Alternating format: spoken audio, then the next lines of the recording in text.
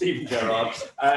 Obviously, there's been various measures implemented because of fears over the new COVID variant. I just wonder how fears over that variant have impacted preparations for you, and what COVID protocols have you had to implement, maybe reintroduce because of it?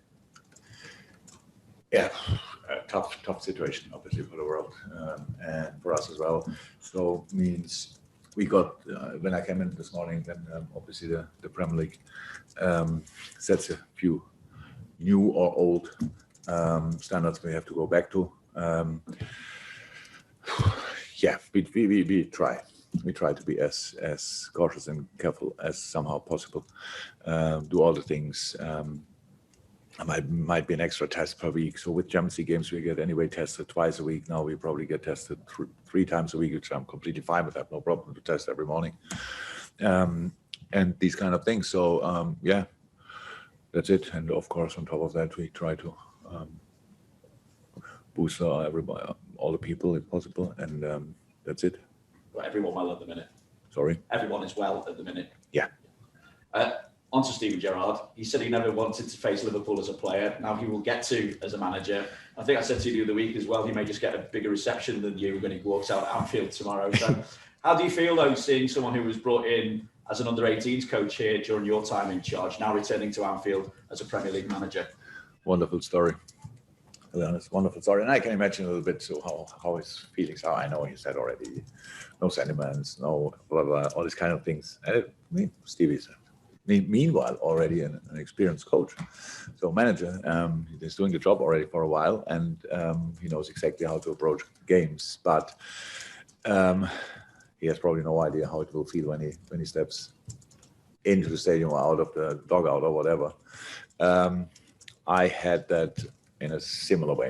I cannot really compare it, but when I came the first time back to Mainz, or I came first and last time actually back with Liverpool to Dortmund. So it's strange. You like or love pretty much all the people you meet when you arrive in the stadium, and it's pretty much not often the case. When you go somewhere, it's easy to be very competitive usually.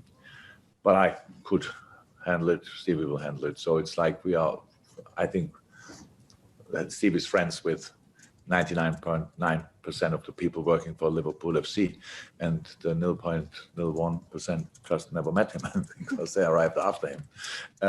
So I never heard a negative word about Steven Gerrard since I'm here.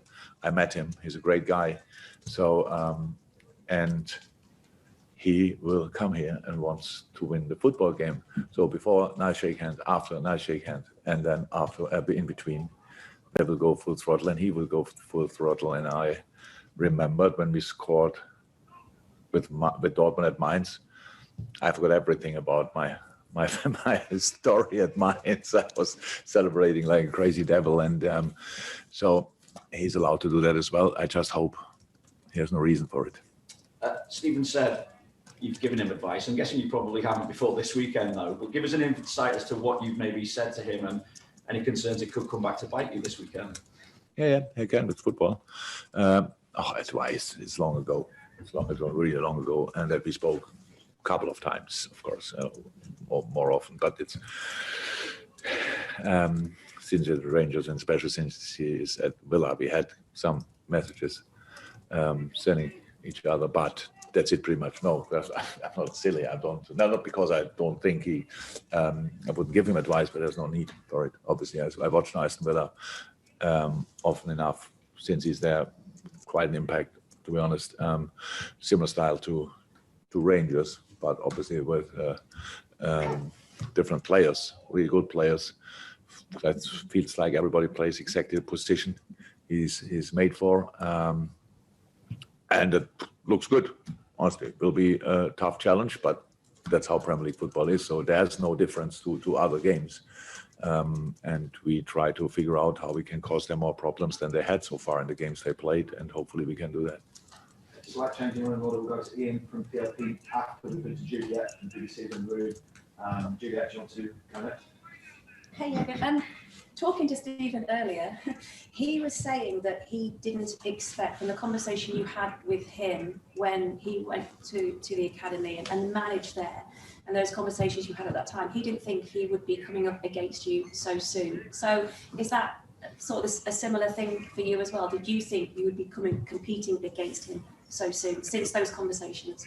When I didn't think at that moment about it. That doesn't mean I didn't expect him to be on this level that early. I just didn't think about it. But that's, I think it's a completely natural thing. He did incredible smart stuff. So he started here with U18s, knowing that you had to learn the job. Going to Rangers, still, that's how it is in the early stages of the career. And actually, we are all learners all the time. But still has to improve things. Took his stuff to Rangers, but a very successful, very successful, and so now he's ready for everything. That's how it is, and I'm not surprised about it. But when we met then, I didn't think about it, to be honest. But look, it's not easy for a world-class player to become an outstanding manager, but it's possible, and it looks absolutely that Stevie has all the skills you need, and I'm really happy for him. Thank you. Thank you. We'll go to Ian from Premier League Production for 2, and then we'll go to James from Talksport, and then we'll come back in the room with Thanks, Matt. Thank you. Hello, Jurgen. In terms of Steven starting at Aston Villa, what have you made of his team so far, and what sort of a challenge do you think they will pose your side this weekend?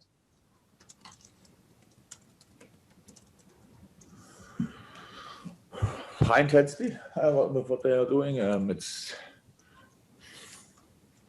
what is it? What kind of system is this? 4-3-3 or Christmas tree? Maybe we are around Christmas. Let's call it a Christmas tree. So 4-3-2-1 is midfield, very lively, really aggressive, very specific way to attack with really high fullbacks, specific kind of protecting with the midfielders, tense in between the line and proper strike, whoever it is it Watkins or Engsy. Last line, obviously, looks again really settled or confident again. Let me say like this. So good goalie. So it's just I think it's really similar. The way, the style of play is similar to Rangers. It made him very successful there, and it is now really successful there. I think 4 games played, 9 points.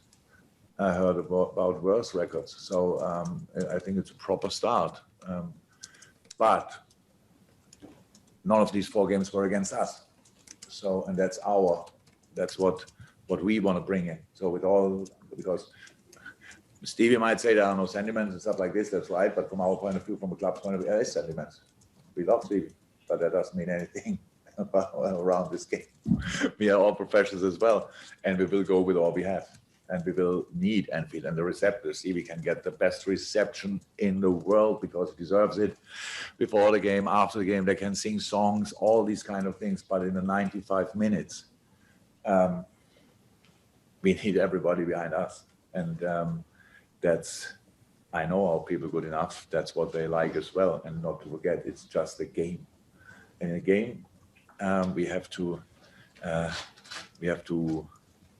throw everything in what we can, and it means at Anfield, use Anfield. We will try everything to create a special atmosphere, but when the people are ready, we have a good chance to have a special atmosphere, and then it's difficult for each opponent, and that's what we have to try to produce. Have you spoken to him recently? After last game, sent him a message. Not bad at all. See ya. So. That's it, but we didn't speak. No. Okay, thank you, Ian. We go to James from Talksport, and we go to Carl from BBC. Jurgen, do you think it's inevitable that one day, the way that Steven's career is going, that he does manage Liverpool one day in the future? Once you're long gone, I hope. Oh yeah. Yes, I think absolutely. I think but the only problem is like when is the right moment for that? That's not only about Stevie, but we saw it with Frank, for example, at Chelsea. So a similar story. So I really think that Stevie is doing really well, and more because he's very young, still from a manager's point of view. And so just when is the right moment to take the job? Not that he's not able to do it, but how long you want to do it. So is this the last job you do? Is it the first, or the second job you do, the third job you do, whatever? That's questions I cannot answer. But yes, I think it will definitely happen, and good for everybody. Thank you, James. We go to Cal from BBC and then we go to Cal from Press Association. Hi, Jurgen. Just bringing it back to one of your players. Thank you. One of your midfielders, which I don't think gets much praise at all, Fabinho. Ask the teammates. He's So, arguably one of the best. Is he arguably the best player in that position in Europe? And is he a player that most managers want in their side? replace that with most with every, and then it's probably right. Everybody wants Fabinho in his team. When you work with, especially if you work after one day working with them, you want him in your team definitely. Yeah, he's not. He's underrated. What did you say? He doesn't really get talked about as much as what the other players do. Yeah, Fab is completely fine with that. I'm fine with that. So it's exactly in the club he wants to be. He doesn't need public praise to increase his value or whatever. So it's all fine. He can have a normal life, pretty much, which is cool. Exceptional player, absolutely. And yes, he's the best on the position. I don't know.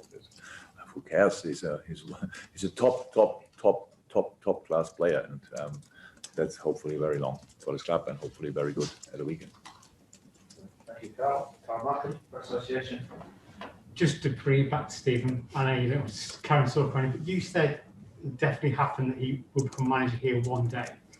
That seems to have been the path that's been marked out from him from the start of his coaching career. Does he actually have to prove? I'm not the right person to answer that, but it's not me to make these kind of decisions. I don't know what you have to do before you become a Liverpool manager. I know people say you have to win things. I'm not sure about that. I think it's more important that you win things when you are here. You don't have to win things in the past, and it's a proven winner on all this kind of rubbish. You can win things in the past, will never win something again. So these kind of things, you have to be the right manager for you need to. Most important, for each manager in the world, it's really important that the club is in a stable moment. So even else, from a sports point of view, probably not in the best moment, because that's most of the time the reason why a manager gets a sack and another one is coming in. But if the rest is stable, then you have a good chance to improve things, and that's what you have to do. And everything what Stevie did so far is going absolutely in the right direction. But what does that mean? I can't see a scenario where I will be involved in that decision, to be honest. But who knows what the future brings? And we will see. Just on team news wise, obviously we've got the news about Nat Phillips and his cheekbone. We didn't see Jota and Origi in training pictures yesterday. Are they okay?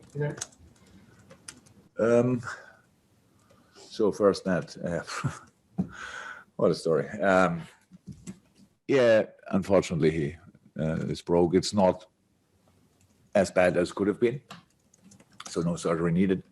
And you can pretty much train from next week on, but reduced, because everything what would hit him in the face could cause proper damage, and that's why he has to be careful. That just make sure that in the moment when he's allowed, when the bone is got healed, it did heal, then he can obviously will be in a good physical shape. So that's great.